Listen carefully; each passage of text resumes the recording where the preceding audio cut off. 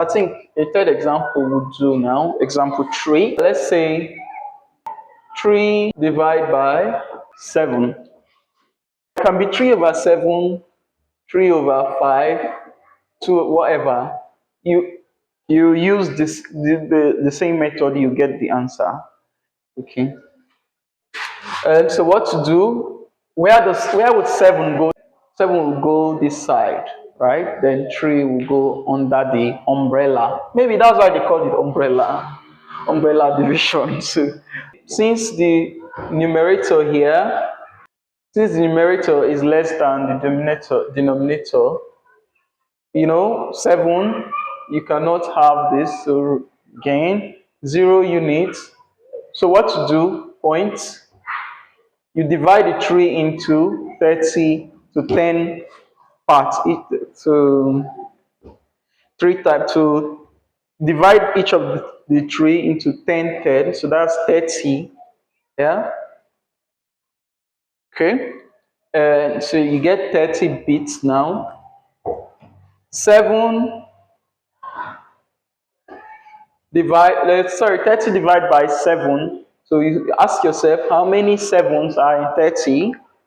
So you get 4. If you know that 4 times 7, 7, 7, 7, 7, 14, 14. Yeah? 7, 14, 14, right? That is 28. Is it not? 28. So when you take away, that means you've divided 28 out of the 30, right? So you're now left with 2, is it not? The remainder will be 2. Similarly, you do this, yeah? Break down that 2 bit into 10 divisions. 10 divisions, 10 divisions, you get 20 bits, 20 divisions, 20 smaller parts. Okay. Then again, since nobody wants to be cheated, yeah, or you have to group correctly, seven sevens, the sevens in 20 will be 2 groups, and then will be two groups, 2 times, because 2 times 7 is 14. Then you take away the 14 that you grouped, you'll be left with 6. Good.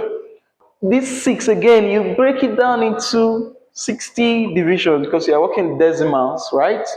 With decimals. So if you are familiar with the multiplication tables, you know, okay, 7 times 7, 49, 7 times 8 is 56. You already know it in your head. But you can, if you have to practice, then you can use some tricks. You can say, okay, you can even use the primary one method, 7 7, or from the previous ones, okay, this 28 is how many sevens? 28 is how many sevens? Yeah, it was 4, right? It was 4 sevens. So if I double this, I'll get 8 sevens, and it's still less than 60. So I'm still in. So this is, if I double this, so now I know if I double this, I have 8 sevens now, which is 56, which is the closest to 60, because the remaining 4 now, you cannot share into 7 places. Okay. So what you do, this is 8 times. You write the 8 as your dividend. Okay. The dividend. Okay. 8 times 7 is 56. You have 4 left when you take away.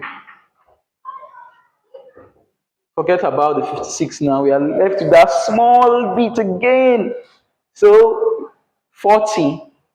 And then 7 into 40 will be 5 times. Is it not? Because 5 times 7 is 35. Right? So 5 times 7 is 35. When you take away, you have 5 left. So 7, so it can keep going like that, like that. So the number of decimal place that the question asks you to do. So this is 1 decimal place, 2 decimal place, 3 decimal place, 4 decimal place. Okay. So if you want to go further, 7 to 50 will be 7 times. 7 times 7 is 49. So if you take away that, you have 1 left, and the next one will be 1 times. So you can see that it's not too complex. Yeah.